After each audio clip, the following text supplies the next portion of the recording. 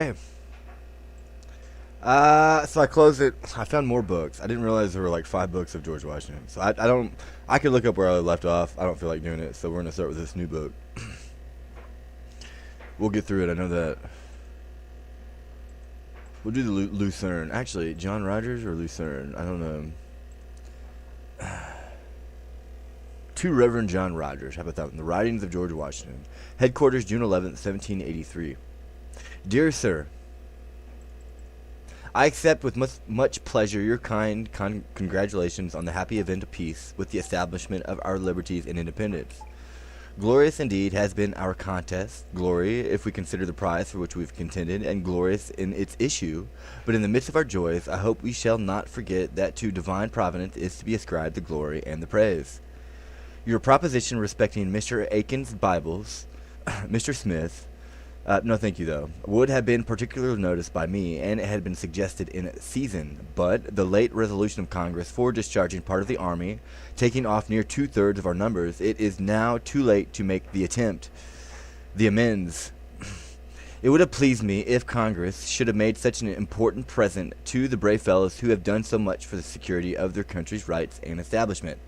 I hope it will not be long before you will be able to go peaceably to New York. Some patience, however, will yet be necessary, but patience is a noble virtue, and when rightly exercised, it does not fail of its reward. With much regard, etc.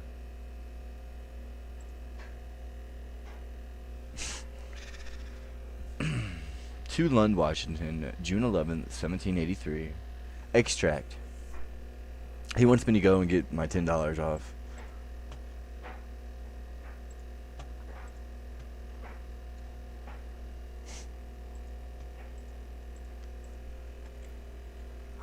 I'm not arguing about any charges and thoughts, regardless of the situation. The law is the law. To Lund, Washington, June 11th, 1783. Extract. I do not blame you for the wages which you have gave Evans. I had no doubt of you having engaged him upon as good terms as you could, and as it was my wish to have the work forwarded. This was all I had a right to expect. Is one of your letters, speaking of the difficulty of getting workmen, you recommend it to me to engage some of the enemy who were prisoners with us, many of whom you say are good workmen. Why, let me ask, when they hired themselves by authority of Congress, and, comparatively speaking, were in your own neighborhood, would you not do this for me? None of them were within 300 miles of me, and most of them were within from 55 to 80 miles of you. But you seem to have had an unconquerable aversion to going from home. One consequence of which, as is, I expect I shall lose all my rents. For in a letter I have lately received from my brother John in Berkeley are these words: I fear you are suffering greatly in your rents, as I am informed many of the tenants are gone into the western country, and understand there are many years of arrears of rent due to you. In divers letters, at divers times, in the course of the 3 or 4 last years, have I mentioned this matter to you, and the necessity of visiting them, but cannot find by any of your letters that you have ever been amongst them more than once. And then I believe only partially. I expect also that all the money I have expended on the mill on Yoho-Gansi and all the property which has been put into the hands of Gilbert Simpson will be sunk for want of proper endeavors to bring him to account. But if your own wages, since the charge of them in the account rendered at Valley Forge has not been received by you in the specific articles of crop, which does not appear by the accounts you have lately rendered to me, I shall be more hurt than at anything else to think that an estate which I have drawn nothing from for 8 years, and which always enabled me to make any purchase I had in view, should not have been able for the last 5 years to pay the manager. And that, worse than going home to empty coffers and expensive living, I shall be encumbered with debt. It is disagreeable to me, because I dare say it will be so to you, to make these observations. But as my public business is now drawing to a close, I cannot avoid looking towards my private concerns, which do not wear the most smiling countenance. I am sorry that Barry's land has at last slipped through my fingers. If the purchaser made it with a view to rent it to me, he shall be disappointed, nor shall any tenant or himself, if he proposes to live in it, reap the smallest benefit from my fencing and other improvements. without which the place is of no value to any but me. This the purchaser must have known, and as his aim must have been to take advantage of my wishes to add this small piece of land, surrounded as it is, to my tract, let him abide the consequence of his interference, especially as it was well known. I wanted to take no advantage of Barry, having offered to leave the price of 3 disinterested men of his own choosing to fix, I am, etc. Every time I go in there, I have a problem. As far as this is concerned. To Baron, even though it's free for me, right?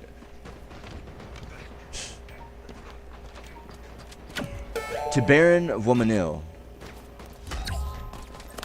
I went in there, what, 3-4 days ago. It was at 192. I just spent $10 yesterday after the 192.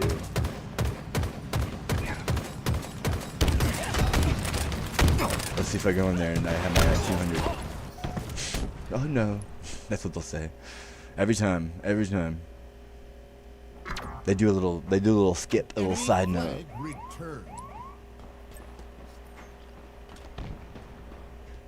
That's their way of, it's acuteness. The side note, on a side note.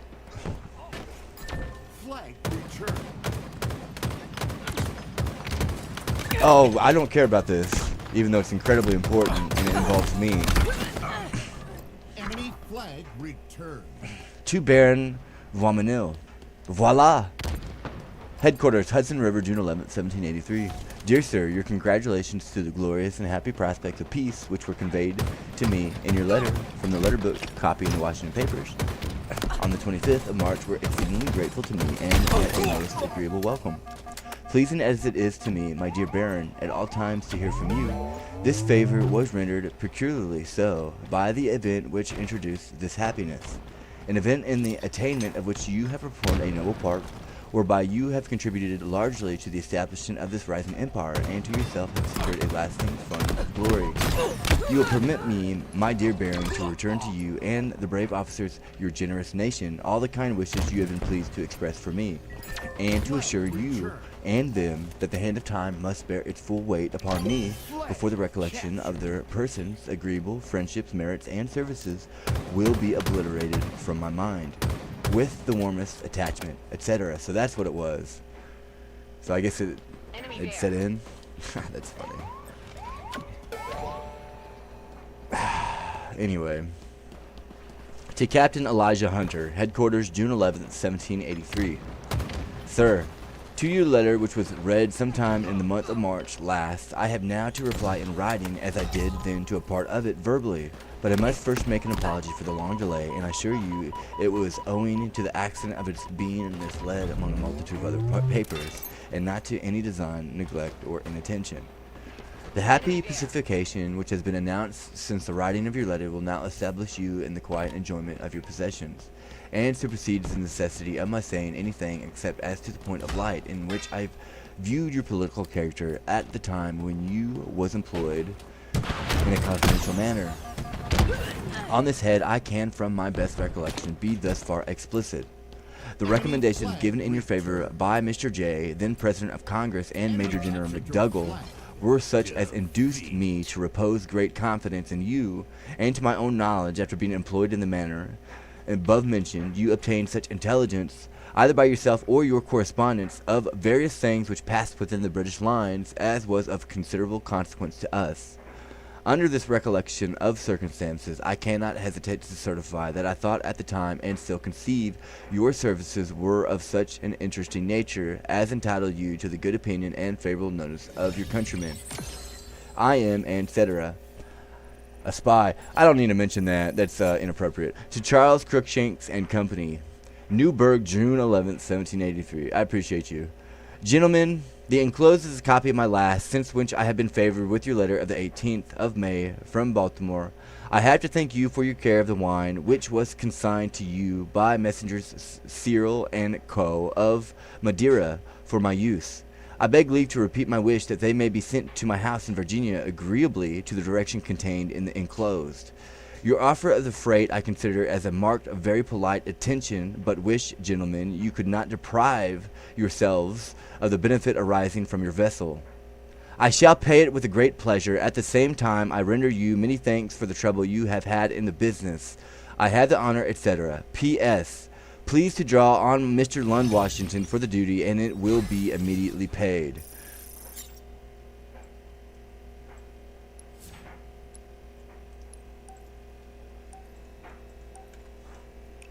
Every time I go in there, over $10 it's an issue. At one point, with 8th of May, or like I have to go in there anyway, take the money out and hassle myself. The draft is the writing of David Humphreys. Invalid officers. To Clement Biddle, Newburgh, June 11th, 1783. Dear Sir, your favor of the 28th of May in answer to my letter of the 15th of the same month is at hand. I shall rely upon your care and attention for the purchase of the articles mentioned in the latter. Those most wanted and which are most essential to me are the blankets and Ticklingberg for my negroes, and these are not in immediate demand. Apropos, did I not, when the army was leaving the cantonment of Middlebrook in June 1779, put a theodolite into your care to be conveyed to Mr. Rittenhouse to receive some repairs? It is like a dream to me. You or Mr. Erskine, I am not sure which undertook this business, and I have not heard since what was done with the instrument. Will you be so good as to inquire whether it ever reached to Mr. Rittenhouse, and to prevail on him to afford it the necessary repairs without delay if he has it? My complaints, in which Mrs. Washington joins, is afforded to Mrs. Bidle, and I am, etc. Dear Sir, may I please?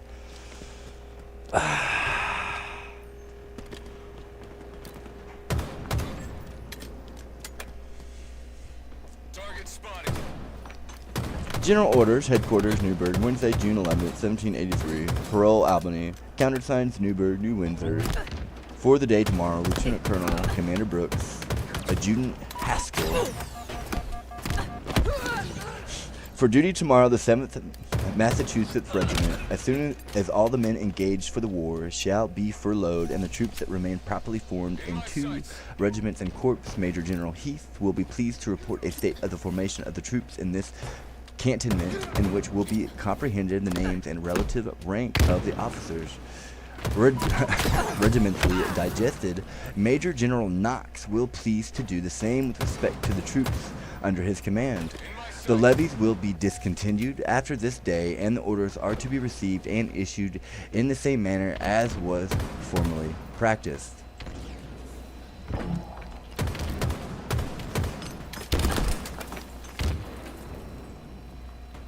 Enemy there. Target spotted.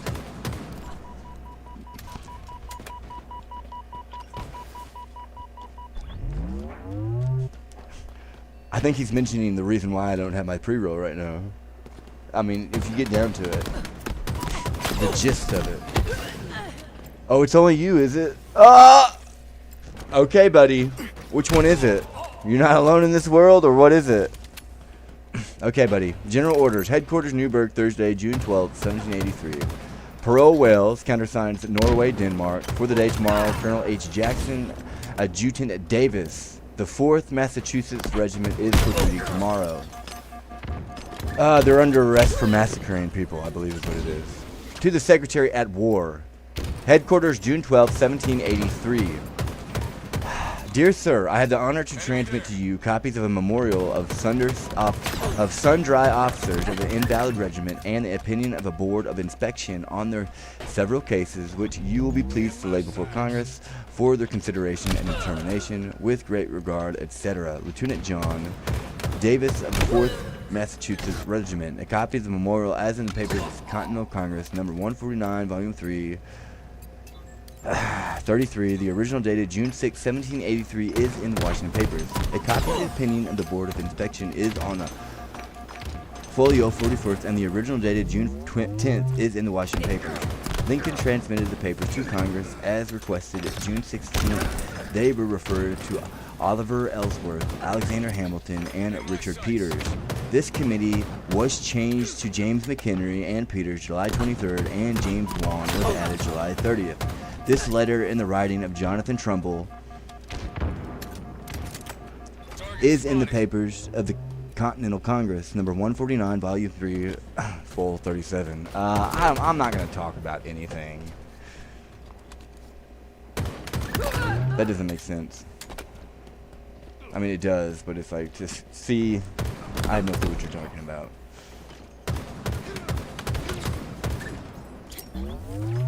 Exactly. So I guess George is placing these guys under arrest. General Orders, Headquarters, Newburgh, Friday, June 13th, 1783. Parole, Newark. Countersigned, Burlington, Wilmington. For the day tomorrow, Lieutenant Colonel Commander Mellon, Adjutant of the 3rd Regiment. For duty tomorrow of 3rd Massachusetts Regiment. To the Secretary at War.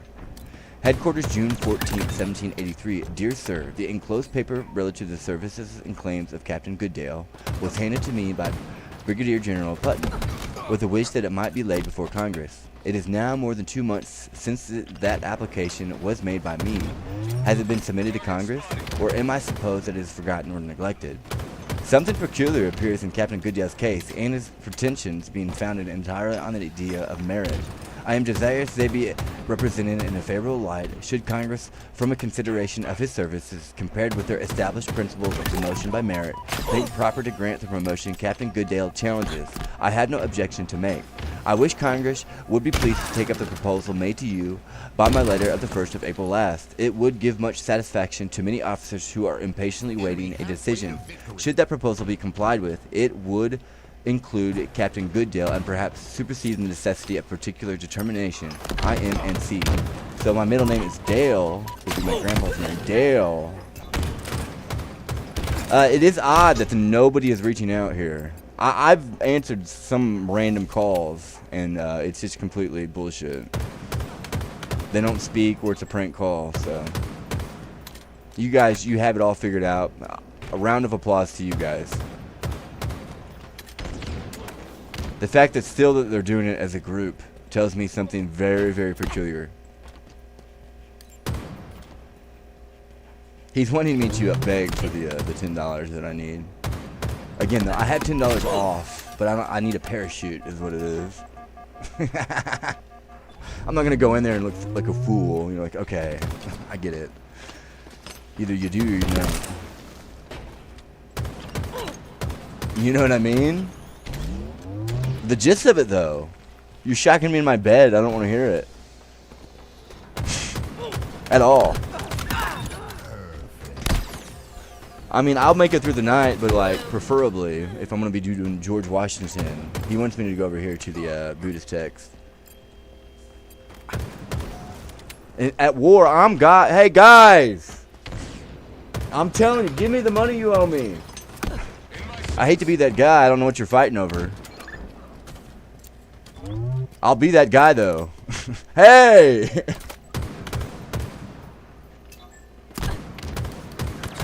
You know what I mean? I will do it. Don't tempt me, sir. The wheel rolling? Is that a challenge? I give no fucks. I assure you. I'm the green light's golden here.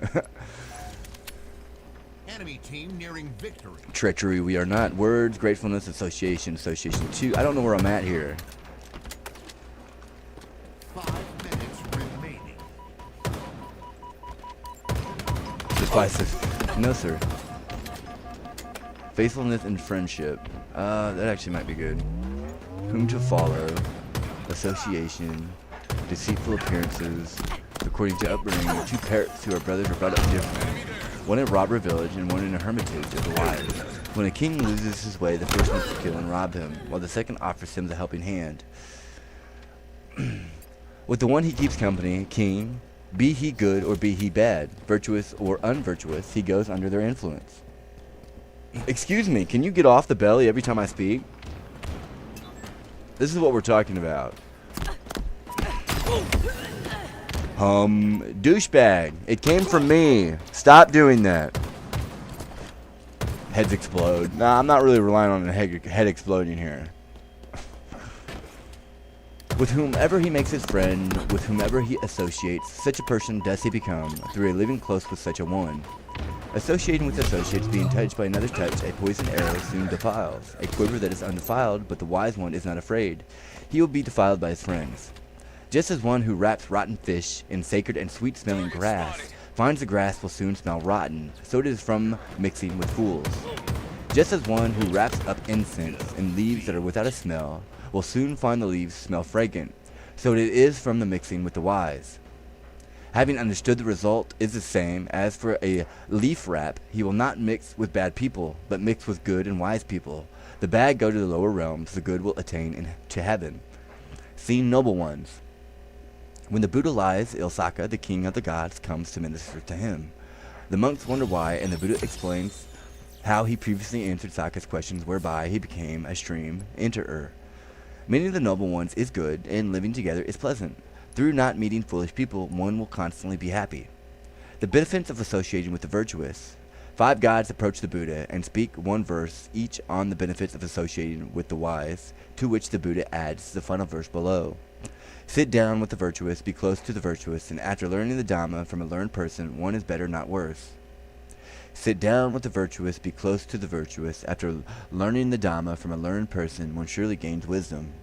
Sit down with the virtuous, be close to the virtuous. After learning the Dhamma from a learned person, one will no longer grieve. Sit down with the virtuous, be close to the virtuous. After learning the Dhamma from a learned person, one shines among one's kin. Sit down with the virtuous, be close to the virtuous. After learning the Dhamma from a learned person, one attains to heaven. Sit down with the virtuous, be close to the virtuous. After learning the Dhamma from a learned person, one is always steady. Sit down with the virtuous, be close to the virtuous. After learning the Dhamma from a learned person, one is freed from suffering. Wander with the wise, wander alone. A king executes a neighboring king. The latter's son secretly becomes the king's trusted confidant, and one day, still intent on revenge, has him alone. But rather than kill him, he forgives him, and the two become close friends. If you find a good friend, a wise one who lives well, overcome your troubles and wander mindfully. If you don't find a friend, a wise one who lives well, abandoning your home, one should wander alone. Wandering alone is best. Have no friendship with fools. One should wander alone, doing nothing wicked, like a grand elephant in a lonely forest. No friendship with fools. A faithless pupil of Vin Mahakasapa tricks a supporter into giving him food and drinks, which he says are needed by the elder. Being rebuked, he burns down the elder's hut and runs away. The whole story is reported to the Buddha.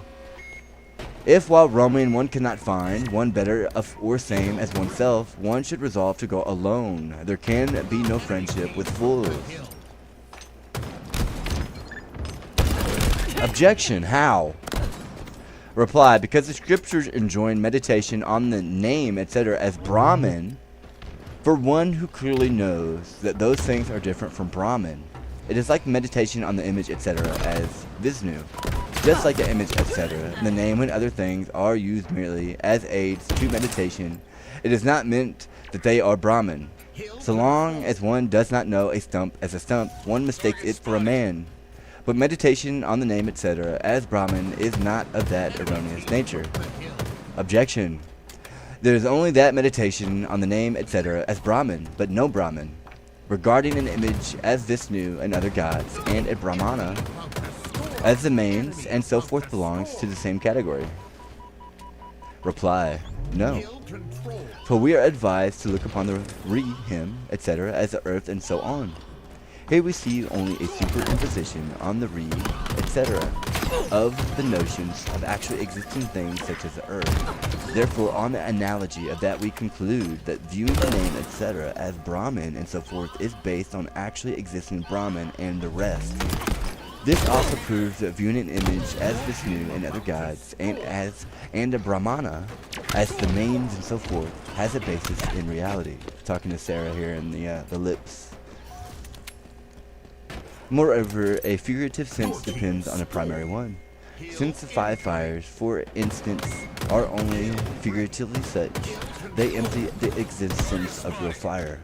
Similarly, since the name, appointed other things, are Brahman only in a figurative sense, they merely prove that Brahman in a real sense must exist.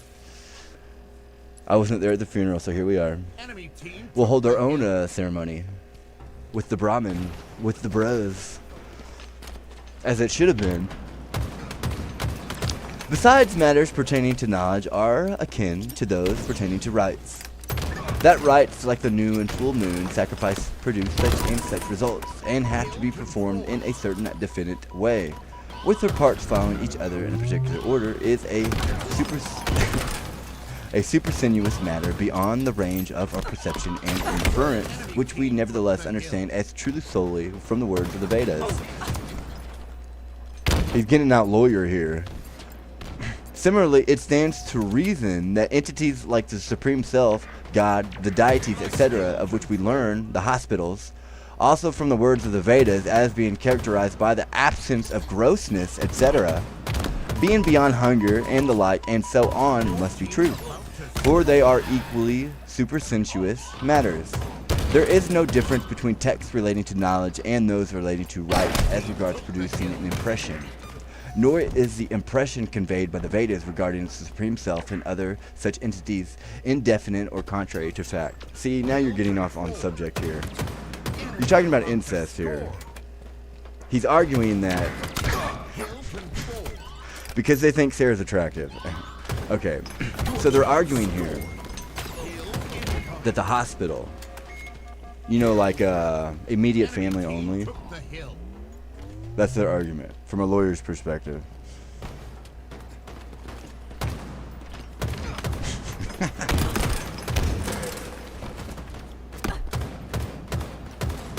The rights pertaining to rights, besides matters pertaining to knowledge, are akin to the pertaining to rights. So life and death, if we're going to that. Brahmin, bro. Objection, not so, for there is nothing to be done. To be explicit, the ritualistic passages mention an activity which, although relating to supersensuous matters, consists of 3 parts to be performed.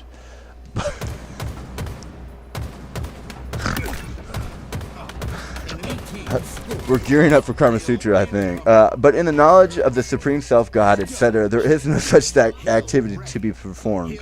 Hence, it is not correct to say that both kinds of passages are alike. We don't have anything to rely off of. I'll stop right there after this. I'm not going to read this any further. Reply, not so, for knowledge is of things that already exist. The activity to which you refer is real. What? Through what and how? Denoting, respectively, the result, the means, and the method of a rite. Excuse me? We'll stop right there, Karma Sutra. Again, you have this ghost. This is why they're doing it. Enemy about to score.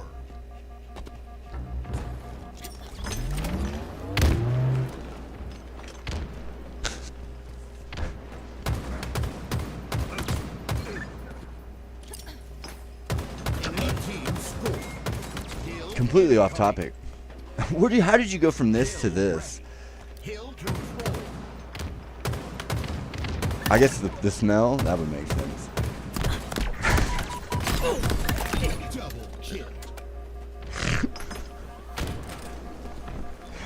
Are we talking about sex?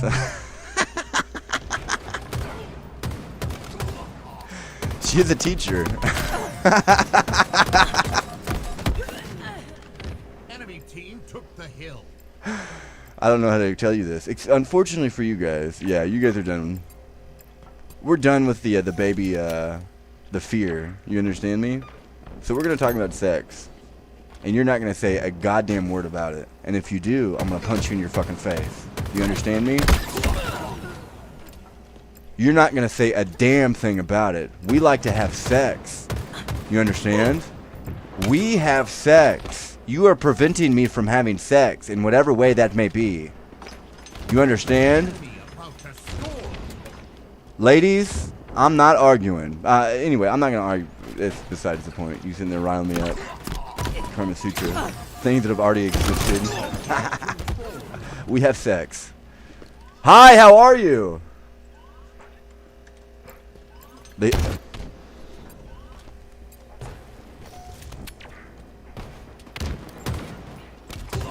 They're maturing in age. The Queen of Sheba, she's getting aroused here. Team took the hill. Well, now we know what the Queen of Sheba looks like, Sarah.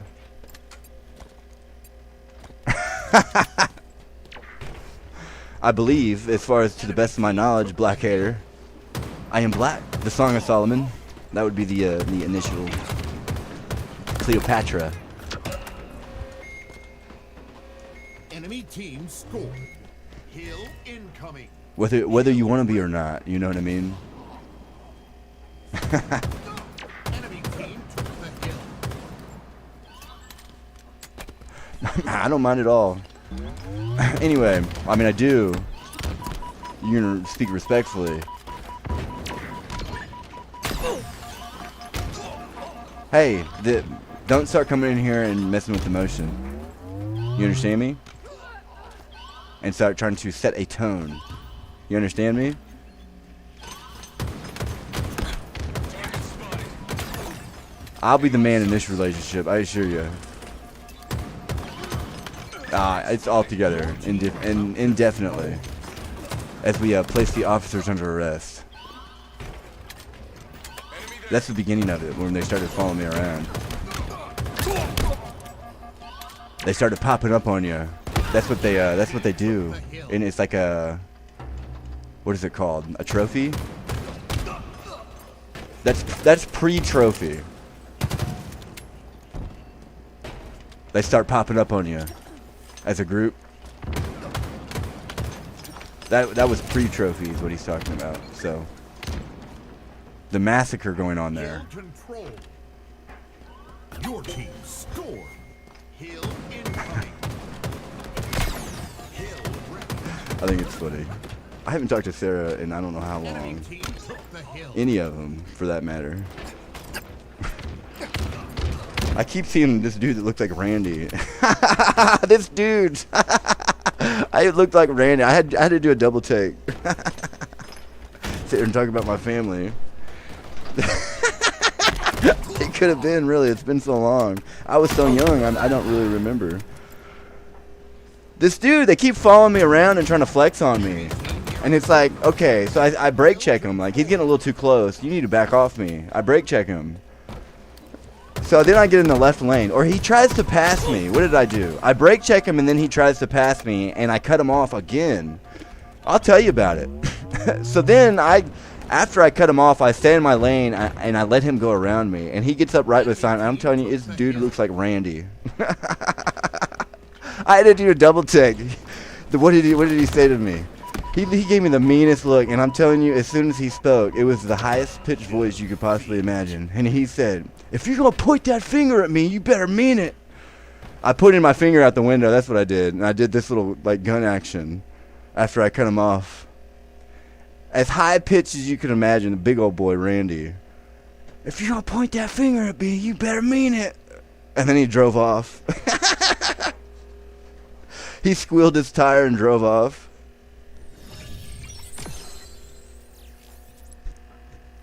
Oh, the Brahmin. It's pretty funny. I'm not gonna lie.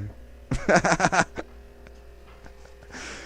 think it's like the second or third time I've seen this dude that looks like Randy. It could be him. I don't know. I wouldn't know. Again, I think Mindy's the only one that's actually reached out. So you can argue whatever you want to argue.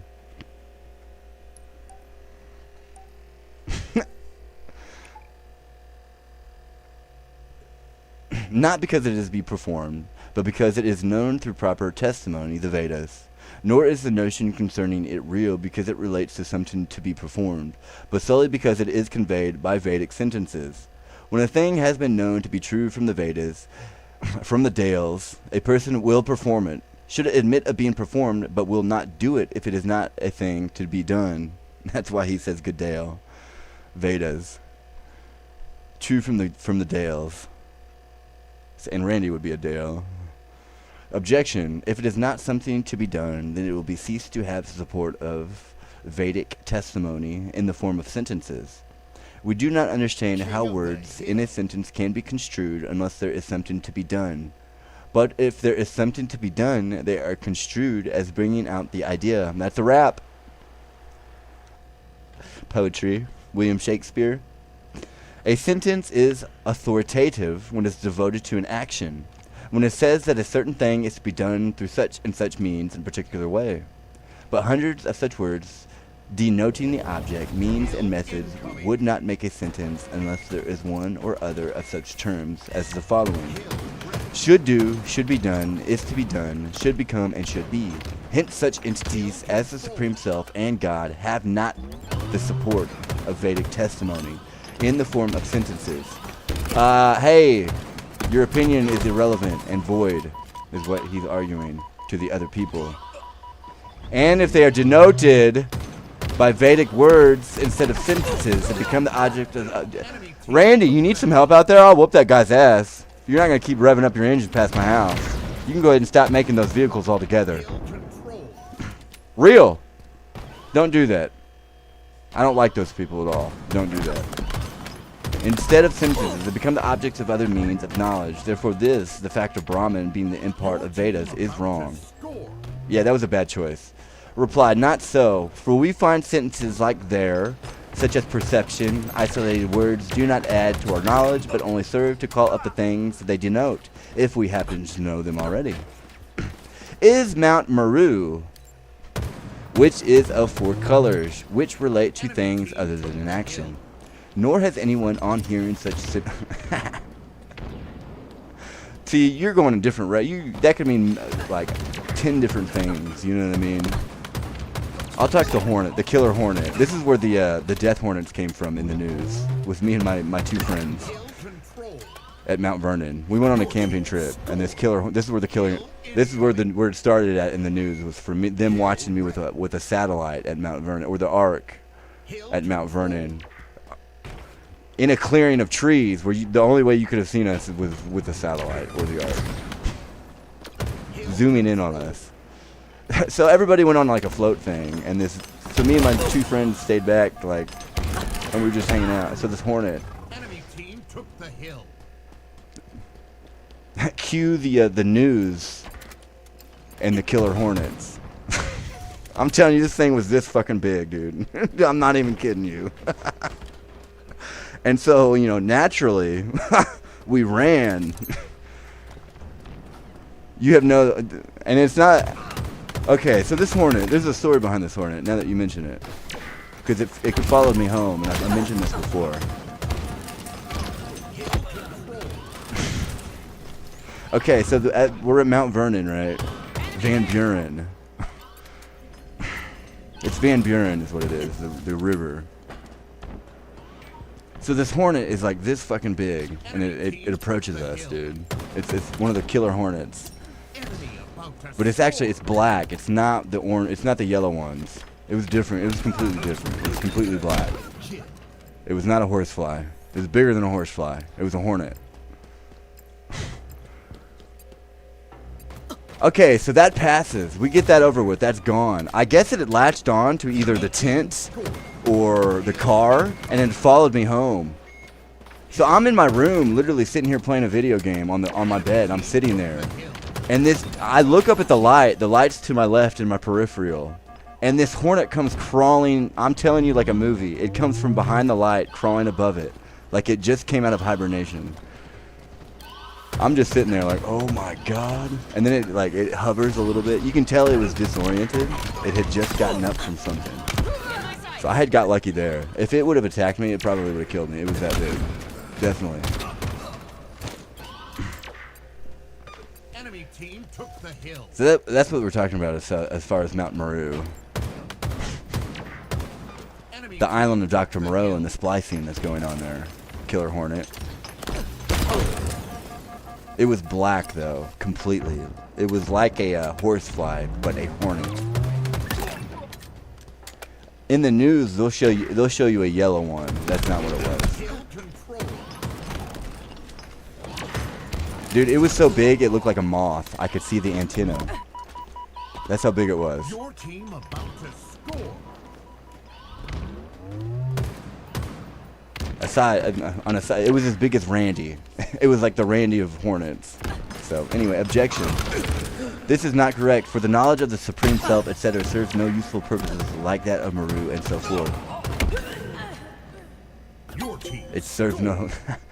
You're irrelevant, I'm saying. This is the only thing that we need. And we've already proven that without it, you don't come up with imaginative thought. So every like patent that is being brought forth is essentially coming from the Ark, and without it would not have happened, which has been proven, as they point out.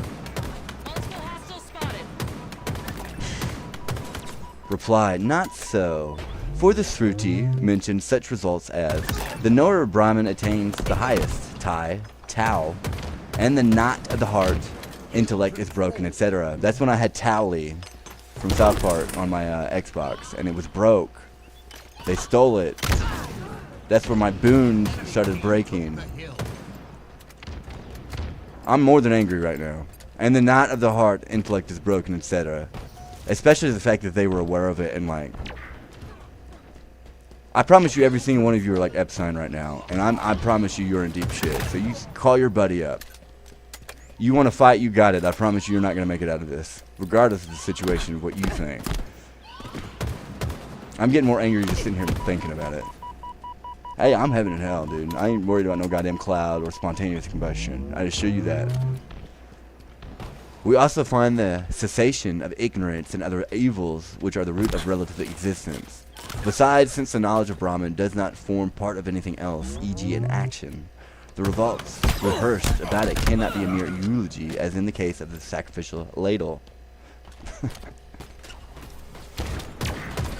Moreover, it is from the Vedas that we know that a forbidden act produces evil results, and it is not something to be done.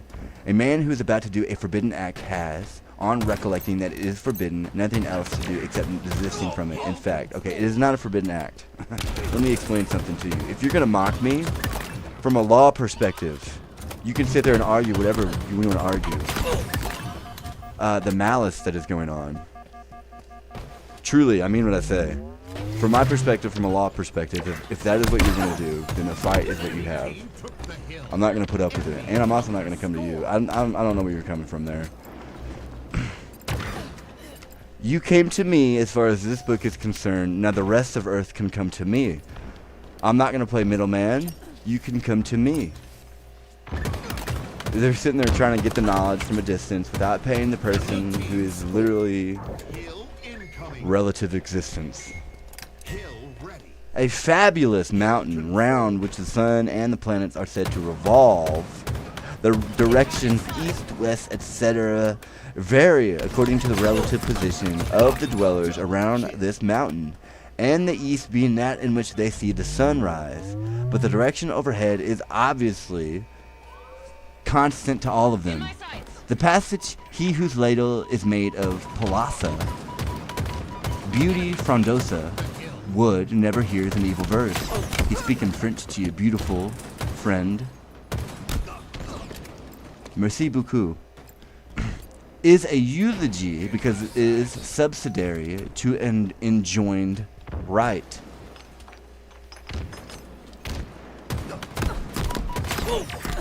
The beginning of French. Prohibitions have just that end in view, viz. To create an idea that the acts in question must not be done.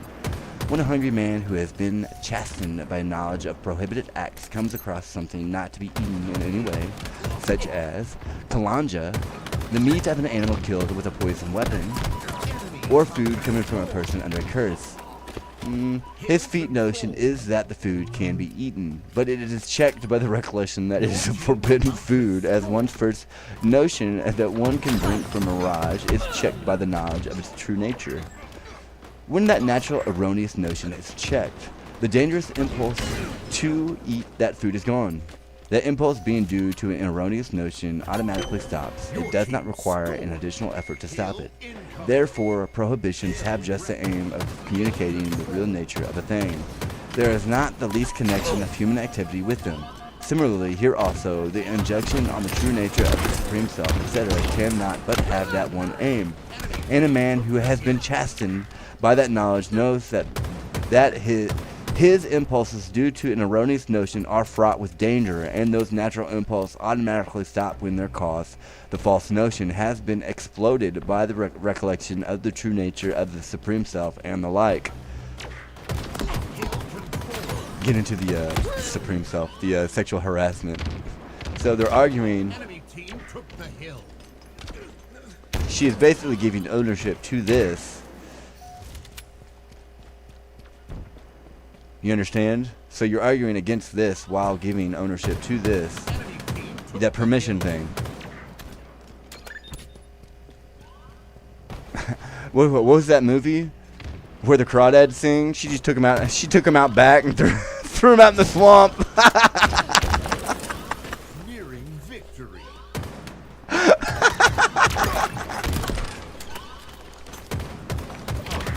I hear you, lady, but here's my argument. You know what I mean? Target spotted. Hill control. I don't know what to tell you there. You're completely unapproachable and unattractive. Enemy about to score. Objection. I need a gavel. Objection.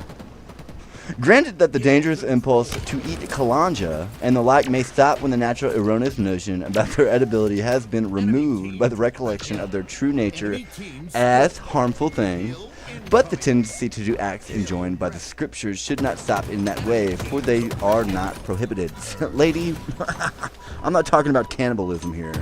You understand? You're an idiot, is what I think. Period. No matter the situation.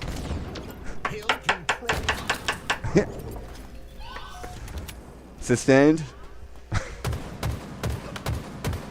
No, thank you.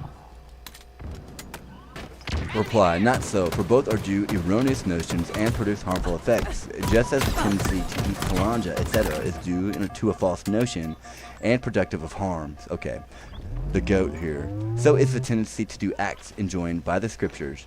Therefore, for a man who has true knowledge of the Supreme Self, the tendency to do these acts, being equally due to a false notion and productive of harm, will naturally cease when that false notion has been removed by the knowledge of the Supreme Self. Triple kill. Objection.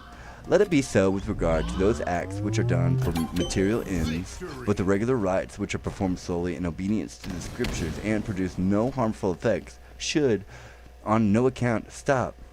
Reply, not so, for they are enjoined on one who has defects such as ignorance, attachment, and aversion. As the rites with material ends, kamya, such as a new and full moon sacrifices, are enjoined on one who has the defect of desiring heaven, etc., so are the regular rites enjoined on one who has the root of all evils, ignorance, etc., and the consequent defects of attachment and aversion, manifesting themselves as the quest of what is good and the avoidance of what is evil, etc., and who is being equally prompted by these. I don't know, why don't you go ask him to come my way, and then you can find out what is good and what is not good. Either way, I'm not going to talk about it. You know what I mean? You can come my way. Period, ladies. By no means is it evil. However, you have made it into an evil act, you whore. There are these kinds of actions, viz. The regular nitya, the occasional Naimitaka, and those done for material ends, kamya. Of these, the first two are obligatory and the third optional. I go my own way here. I don't need to join the group. I think it might be an issue. And on top of that, when I join the group, you have these individuals that are harassing me because of the arc. And they're trying to be loud about it too. I don't know if they're talking to each other or they're just being brave, but no. That can be dealt with the correct way. You dishonor your father, which would be me. No, I'm not going to talk about that. They can come my way and you can learn that way.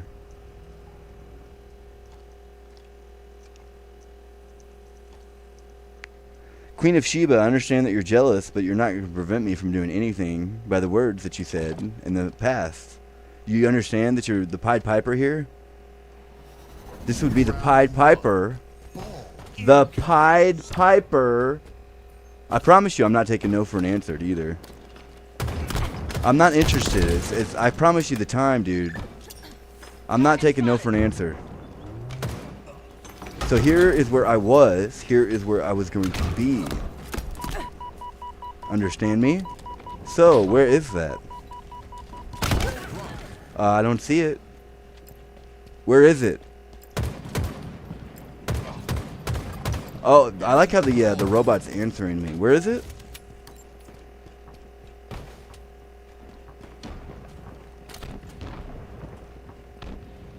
Lost the lead. Ball dropped. We have What's the the issue?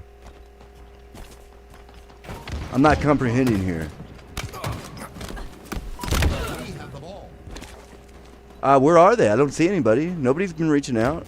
I've answered multiple calls and they're prank calls. We've sent more than one email. I've sent communications here. Not only that, Nostradamus. No. Maybe that's why they don't want to do it. Nostradamus. I would have already. Hey guys, over here, I need you to move to the left a little bit. We have the ball. I need you to move to the left a little bit. Over here, you need to move to the north, just a tad. Ball dropped.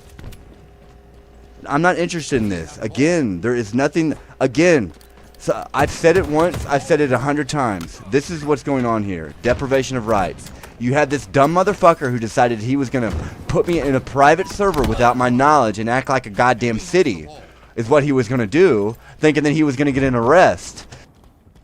And now you have all these goddamn... The Secretary at War, they're using the girls as a... Hey, so I'm God, you're not getting past me. No matter what they say or do, I promise you are not getting past me. It is me in this ship. Thank you. I cannot even imagine what it's past this. I'm just going to be sitting in this shit, and that's all I need to worry about, and that's all I've been told. That's all you need to worry about.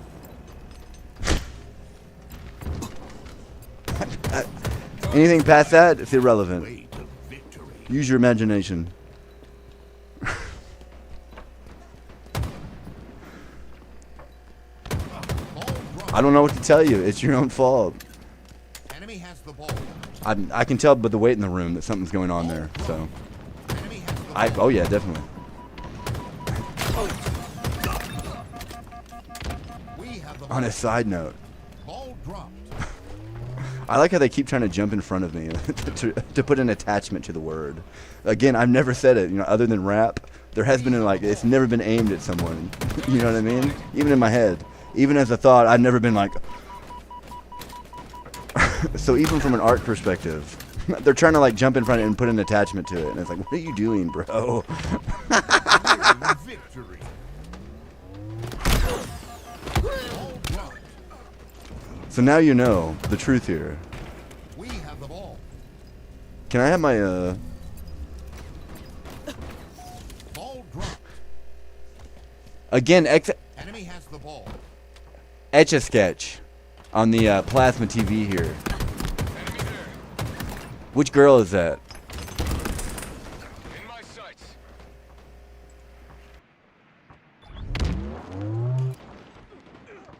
Instant. The arrangement of the different corps being fixed. All officers not comprehending therein whose baggage remains to be transported are to report their names, ranks, quantities of baggage, and the states, counties, and towns in which they are destined to the Quartermaster General by tomorrow evening. We'll see if this gets done. We have the ball. To Ralph Izzard. To Disney. Headquarters, June 14th, 1783. Sir, I have transmitted to Governor Clayton the letter of Mrs. Delancey, which you was pleased to enclose to me. The acts complained of were committed at a time when neither civil or military government existed in that part of the country, and while measures were concerting for the re-establishment under American laws and policy.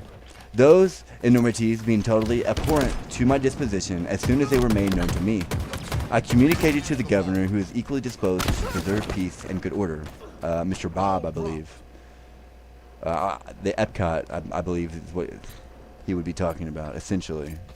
Enemy there! as far as I'm concerned, and as far as the theme goes. We have the ball. Order of operations. All the I believe he's pointing something out there. The Little Mermaid here would be my cousin. Thank you. The Chief Justice of the state, supported by a regiment of continental troops, is now administering justice We have the ball. in that county. Ball out of bounds. Ball incoming.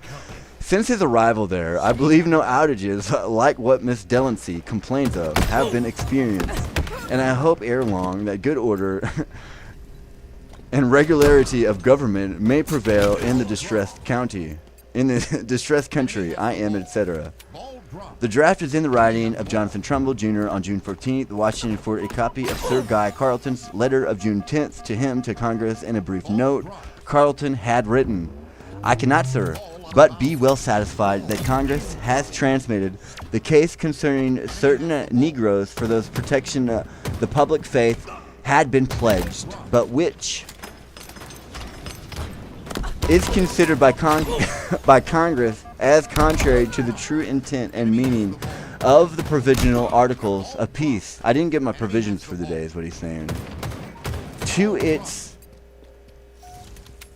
plenipotentiaries in Europe as those gentlemen and the king's ministers, between whom those articles were negotiated, may be considered as most competent and able to ascertain their true intent and meaning, and swayed by these considerations, I have already for my own part referred to the king's servants those points wherein I judged that on your side the true intent and meaning of this treaty has not been preserved, and in particular the consideration of those impediments which have been found in the execution of the 5th and 6th articles, even in cases where the stipulations contained therein are absolute, both in meaning and expression, but whose effect has been opposed, both by law now subsisting in different states, and by the resolve of different bodies of men who seem to be act without control and to have the means of execution in their own hands.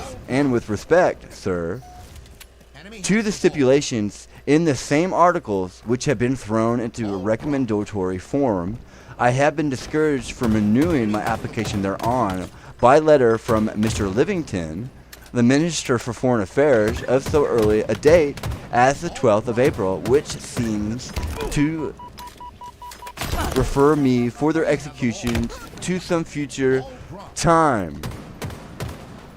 Swearing an oath here, under oath.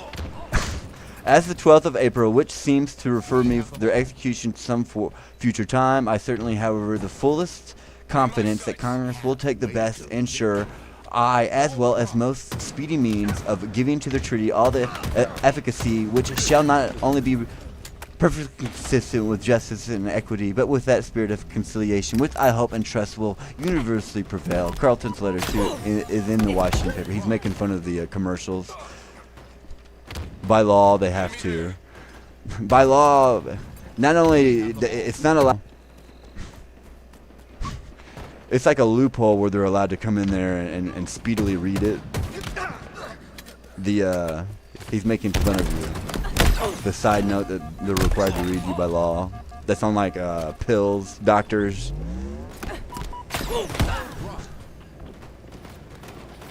If you're having side effects of this, blah, blah, blah, blah, blah, blah, blah, as fast as they can. Also, on this same day, June 14th, Trumbull wrote on Colonel Walter Stewart respecting promotions made by Brigadier General Hazen, for making which that general had no authority. The premonitions you mentioned are therefore to be disregarded in the muster until General Hazen can satisfactorily explain the conduct. Trumbull's draft is in the Washington paper. Samuel Washington, he died in Berkeley in 1781. You know, when they take the oath, they have to put their hand, and they have to put their hand up. By law, I'm pretty sure that's required.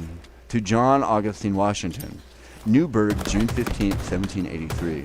My dear brother, I have received your favor for the 12th of April from Berkeley, and am obliged to you for the account contained in it of our deceased brother's affairs. I have since heard